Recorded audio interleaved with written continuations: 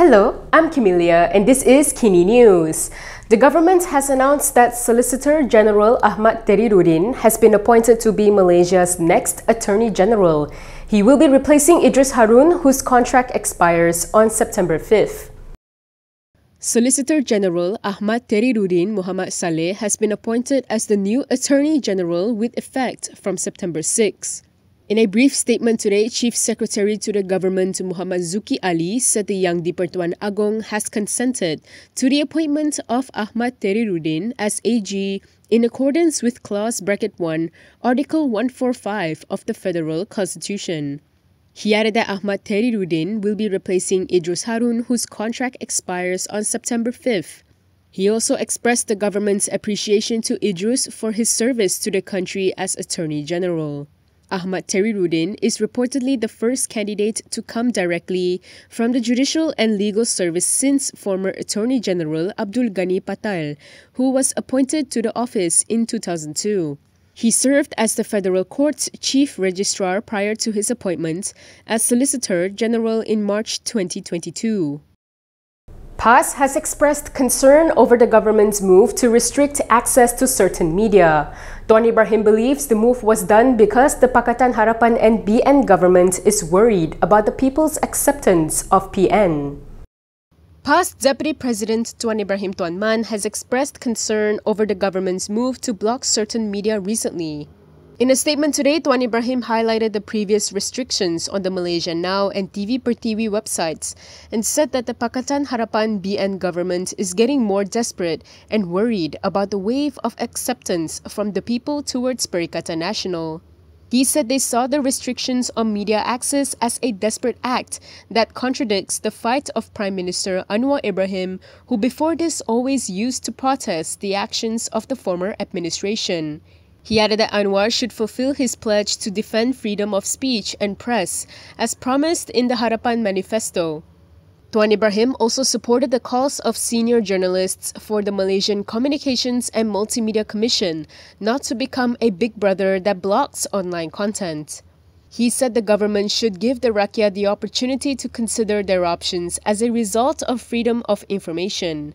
Previously, it was reported that the Malaysia Now news portal could not be accessed by some users and was likely blocked by certain internet service providers. However, the site was accessible again a day later after news of the block was reported. Later on August 18th, TV per TV's website could not be accessed after its TikTok account was blocked. Following these incidents and others, a group of senior journalists and prominent figures protested the MCMC's actions, which they described as acting as a big brother. Still on PAS, an UMNO leader has labelled PAS as an ugly kingmaker. This was in response to a remark by PAS Election Director Muhammad Sanusi Matnor. UMNO Supreme Council member Muhammad Puad Zarkashi has labelled PAS as an ugly kingmaker. This was in response to Kedah Menteri Besar Muhammad Sanusi Matnor's claim that PAS was a kingmaker, which can determine the political life expectancy of UMNO President Ahmad Zahid Hamidi. In a post on Facebook, Puad said PAS is a kingmaker, but they were an ugly kingmaker. He said PAS can change its fatwa to whitewash its political actions and leave whoever it wants. He added that PAS is willing to punish and label anyone as anti-Islam in order to become the kingmaker. Puad said that PAS has become arrogant because now they are the kingmaker to Perikatan Nasional Chief Muhyiddin Yassin and Bersatu.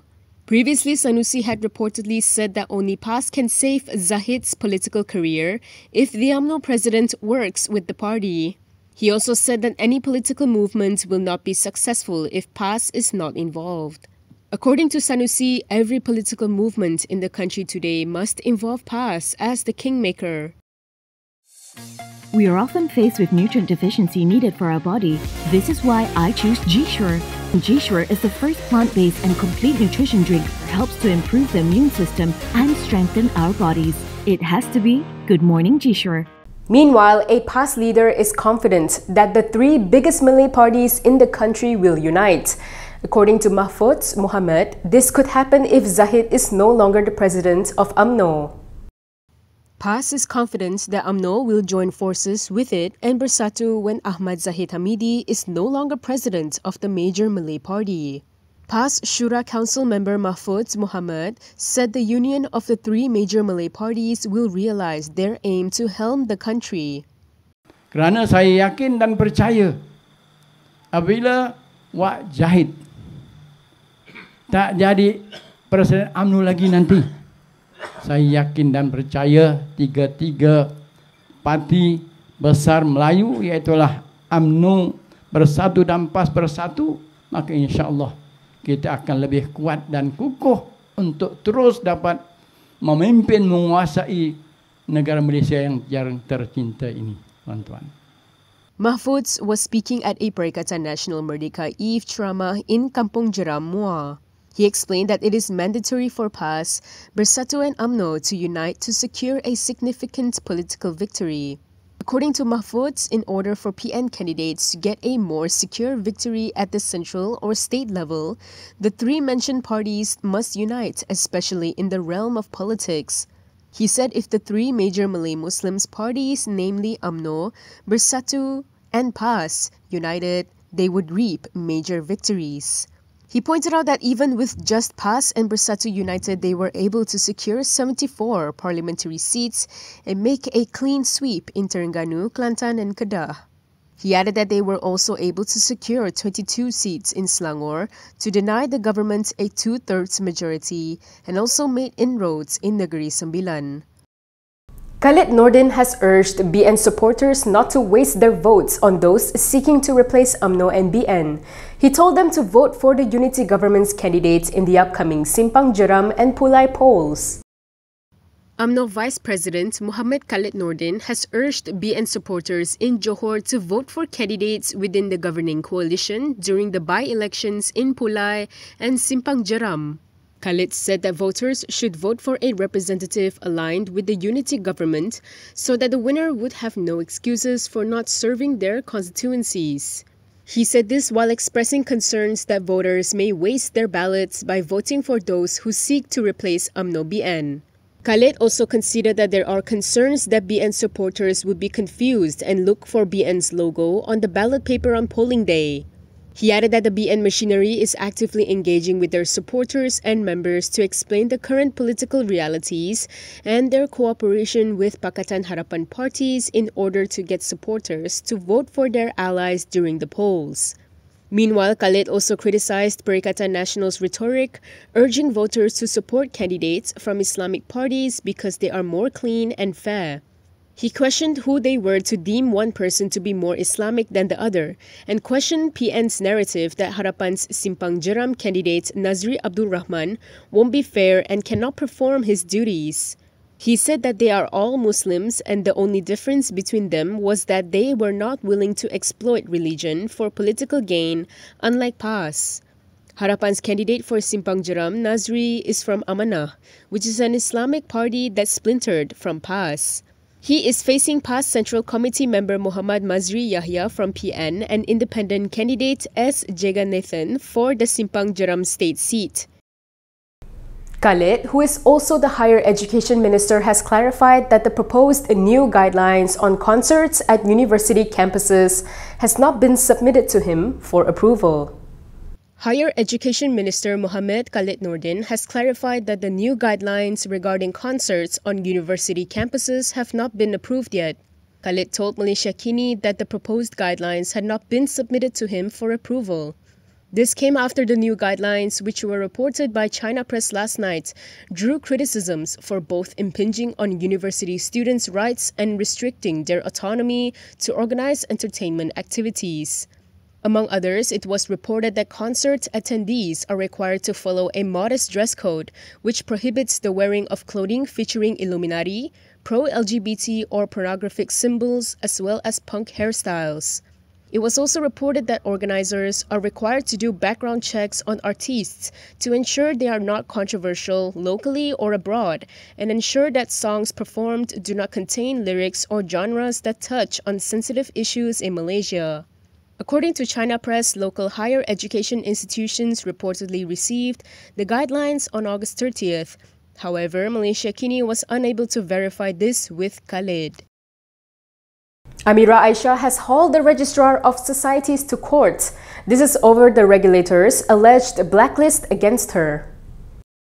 Muda Deputy President Amira Aisha Abdul Aziz has filed a lawsuit against the Registrar of Societies. This was over the regulator's alleged blacklist against her. In her suit filed on July 13th at the Kuala Lumpur High Court, Amira contended that the move by the ROS would prevent her from holding any position in Muda. The blacklist will also hinder her from holding positions in NGOs seeking women's empowerment and gender equality. Amira said she was informed that the ROS had rejected an application by her and several other activists to register an NGO called Persatuan Impak Wanita Malaysia due to her being blacklisted. She claimed that the email from Selangor ROS is the first time that she had knowledge and was notified of the ROS decision to blacklist her.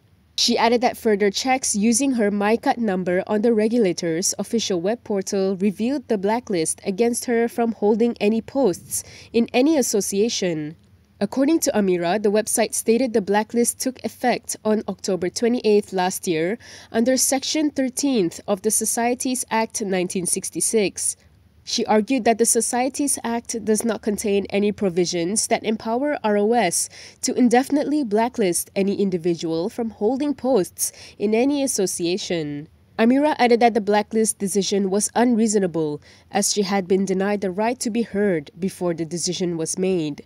When contacted by Malaysia Kini, Amira's counsel Lim Wei Tiet confirmed that the civil court had on August 17th granted leave for her to commence with the judicial review and case management will be on September 14th. Lim added that the legal action is essential as it allows the court to examine whether the ROS has exceeded its powers granted by the Societies Act.